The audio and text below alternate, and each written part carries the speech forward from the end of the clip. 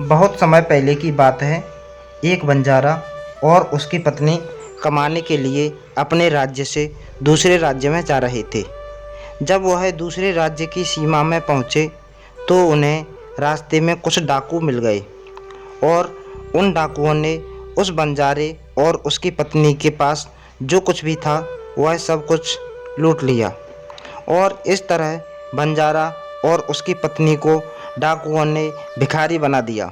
इसके बाद डाकुओं का गिरोह वहाँ से चला गया, लेकिन बंजारा और उसकी पत्नी लुटने के बाद चिंता में पड़ गए और सोचने लगे कि आगे क्या किया जाए।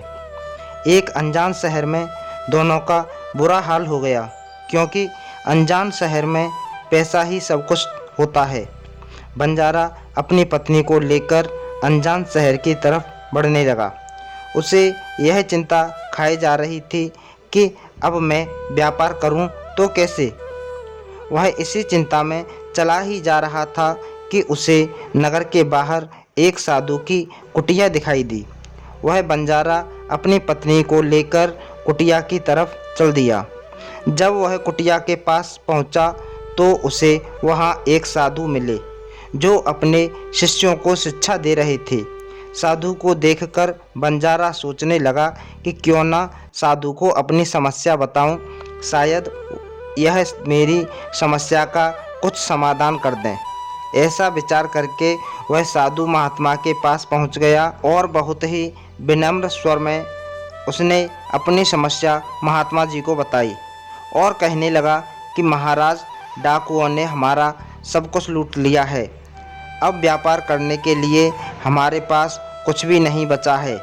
यदि आप किसी तरह मेरी पत्नी को किसी सेठ के पास गिरवी रखवाकर मुझे कुछ पैसे दिलवा दें तो आपकी बड़ी कृपा होगी। जब साधु ने बंजारे की बात सुनी तो साधु को उस बंजारे पर दया आ गई। साधु ने अपने परिचित सेठ के बारे में बताया और बंजारे को उस सेठ के पास भेज दिया।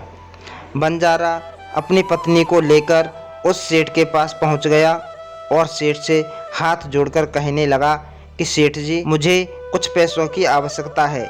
मेरे पास गिरवी रखने के लिए और तो कुछ नहीं है, बस मेरी पत्नी है। आप मेरी पत्नी को गिरवी रखकर मुझे कुछ पैसे दे दीजिए। मैं उन पैसों से व्यापार करके जल्दी ही आपकी रकम ब्याज सहित वापस कर दूंगा और अपनी पत्नी को आपसे छुड़ा लूँगा। तब तक मेरी पत्नी आपके दिए हुए पैसों में आपके पास गिरवी रहेगी। सेठ ने जब बंजारे की बात सुनी तो वह पैसे देने के लिए तैयार हो गया और सेठ ने पैसों के बदले में बंजारे की पत्नी को अपने पास गिरवी रख लिया। बंजारा सेठ के पास अपनी पत्नी को गिरवी रखकर और सेठ से कर्ज लेकर व्यापार करने चला गया। बंजारे ने उन रुपयों से प्याज का व्यापार शुरू कर दिया। वह रास्ते में वह सस्ते दामों में किसानों से प्याज को खरीदता और दूसरे ज़रूरतमंद लोगों को महंगे दामों में बेच देता था। इस प्रकार बंजारे ने उन पैसों से बहुत ही कम समय में बहुत सारा धन अर्जित कर लिया। अब बंजारा सेठ के पास पहुंचकर कहने लगा, सेठ जी, आप अपना हिसाब करके मुझसे रुपए ले लीजिए और मेरी पत्नी को मुझे वापस लौटा दीजिए। यह सुनकर सेठ ने कहा, भाई क्या बताऊं, आज से 2 महीने पहले की बात है कि तुम्हारी पत्नी अचानक बीमार पड़ गई और बीमारी के कारण तुम्हारी पत्नी की मृत्यु हो गई। मैंने तुम्हारी पत्नी का बहुत इलाज करवाया, अच्छे से अच्छे वैद्य को दिखाया, लेकिन फिर भी मैं तुम्हारी पत्नी को बचा नहीं सका। बंजारे ने जब उस सेठ के मुंह से यह बात सुनी तो वह बहुत दुखी हो गया। फिर थोड़ा धीरज बांधकर सेठ से बोला, सेठ जी, जो होना था वह तो हो चुका है। शायद मेरे नसीब में ही ऐसा लिखा हुआ था। वह मेरे साथ रहती तब भी आयु पूरी होने पर उसे मरना ही पड़ता। होने को कौन टाल सकता है। फिर भी आप अपने पैसे मुझसे ले लीजिए ताकि मुझे इस बात का संतोष हो जाए कि मैंने अपना कर्ज चुका दिया है और अपनी पत्नी को गिरवी रखने के कलंक से खुद को बचा लिया है। बंजारे की बात सुनकर वह सेठ बोला, नहीं भाई, अब मैं तुमसे पैसे कैसे ले सकता हूँ। जब मैं तुम्हारी अमानत ही तुम्हें नहीं लौटा सकता तो अपना कर्ज वापस लेने का मुझे कोई हक नहीं है। बंजारे ने बार बार सेठ से अपना कर्ज वापस लेने का आग्रह किया, परंतु सेठ नहीं माना। फिर उदास भाव से बंजारा वहाँ से निकला तो रास्ते में फिर उसी स्थान पर पहुँच गया जहाँ पर उन्हें साधु महात्मा पहली बार मिले थे। हमेशा की तरह साधु महात्मा चबूतरे पर बैठे हुए अपने शिष्यों को शिक्षा दे रहे थे। बंजारा भी मन की शांति के लिए वहीं जाकर बैठ गया और साधु महात्मा के प्रवचन सुनने लगा। साधु महात्मा ने जब बंजारे को देखा तो उसे तुरंत पहचान लिया और उसका हालचाल पूछने लगे। बंजारे ने पूरा घटनाक्रम संत महात्मा को बता दिया। महात्मा एक सिद्ध पुरुष थे। बंजारे की बात सुनकर साधु महात्मा ने कहा कि भाई, उस सेठ ने तेरे साथ धोखा किया है। तेरी पत्नी निश्चित रूप से जीवित है। तेरी पत्नी को उस सेठ ने अपने घर में छुपा लिया है।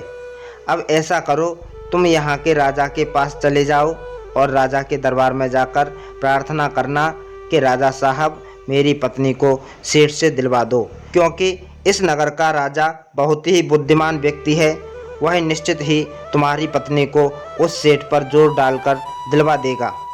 अब दरबार में ही तुम्हारा फैसला होगा। साधु महात्मा की बात मानकर बंजारा राजा के दरबार में पहुंच गया और राजा के दरबार में पहुंचकर राजा से गुहार लगाने लगा कि महाराज, मेरी पत्नी को सेठ से मुझे दिलवा दीजिए। राजा ने सेठ को बुलाया और पूछा कि क्या यह बात सच है कि बंजारा कुछ रुपए के बदले में अपनी पत्नी को तुम्हारे पास गिरवी रखकर गया था? सेठ ने स्वीकार करते हुए कहा, हाँ राजन, बंजारे की यह बात बिल्कुल सच है। राजा ने फिर कहा कि तुम इसकी पत्नी को लौटा क्यों नहीं रहे हो? राजा की बात सुनकर सेठ बोला, कैसे लौटाऊं महाराज, मैंने इस बंजारे को बता तो दिया था। आज से 2 महीने पहले इसकी पत्नी की मृत्यु हो चुकी है। महाराज, अब मैं यमराज के पास जाकर तो इसकी पत्नी को वापस ला नहीं सकता। राजा ने पूछा, कोई गवाह है तुम्हारे पास जो इस बात की पुष्टि कर दे कि इसकी पत्नी की मृत्यु हो गई है? सेठ बोला, हाँ महाराज, इस बात की पुष्टि एक वैद्य अच्छी तरह से कर देगा जिसने इस बंजारे की पत्नी का इलाज किया था, और वह 4 व्यक्ति भी इस बात की गवाही दे देंगे जो इसकी पत्नी को शमशान में जलाकर आए थे। उस सेठ ने यह बात इतने आत्मविश्वास के साथ कही कि राजा को भी उस पर भरोसा हो गया। तब राजा ने बंजारे से कहा कि अगर तुम्हारी पत्नी जीवित होती तो हम तुम्हें अवश्य दिलवा देते। अब तो हमारी भी मजबूरी है। इस प्रकार राजा ने बंजारे को समझा बुझाकर वापस भेज दिया। बंजारा फिर से साधु महात्मा के पास पहुंच गया और जो कुछ भी दरबार में राजा और सेठ ने कहा वह सारी बातें साधु महात्मा को बता दी। यह सब सुनकर महात्मा ने कहा कि मैंने राजा को इतना विवेकहीन नहीं समझा था। मुझे दुख है कि उसने तुम्हारे साथ न्याय नहीं किया। उस राजा ने सेठ की बातों पर यकीन कर लिया और तुम्हें समझा बुझाकर मेरे पास वापस भेज दिया। अब तुम मेरी एक बात सुनो। तुम एक बार फिर से राजा के पास जाओ और उससे कहना कि सिर्फ 2 घंटे के लिए वह अपनी राजगद्दी पर मुझे बैठने का अधिकार दे दें। तब मैं राजा को बताऊंगा कि न्याय कैसे किया जाता है और न्याय किसे कहते हैं। वह बंजारा एक बार फिर से राजा के दरबार में पहुंचा और जैसा उसे साधु महात्मा ने कहा था उसने राजा से कह दिया। राजा ने बंजारे की यह बात सुनी तो यह सुनकर राजा ने बंजारे से कहा कि मुझे 2 घंटे के लिए राजगद्दी छोड़ने में कोई ऐतराज़ नहीं है।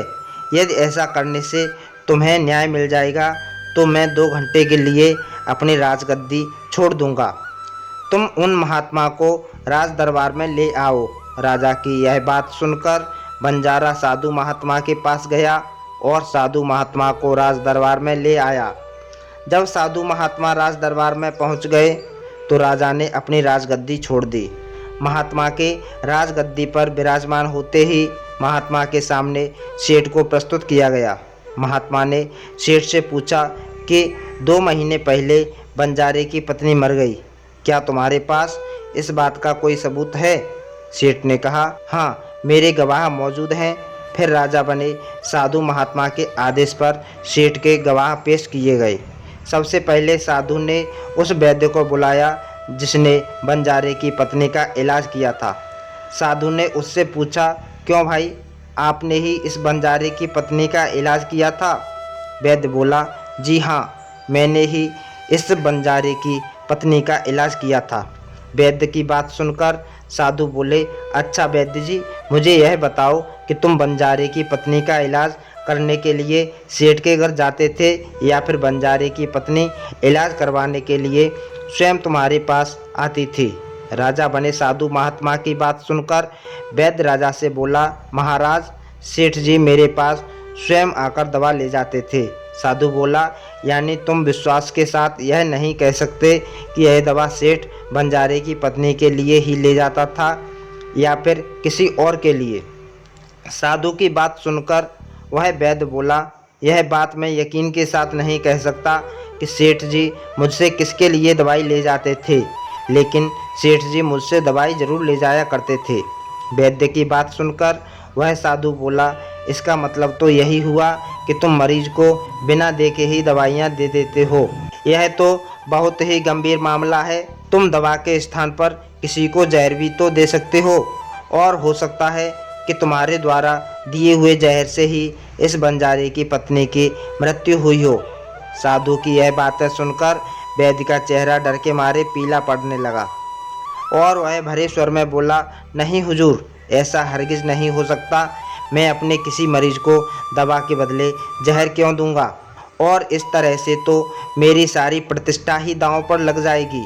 वैद्य की बात सुनकर वह साधु महात्मा बोला, अब तो तुम ऐसा ही कहोगे।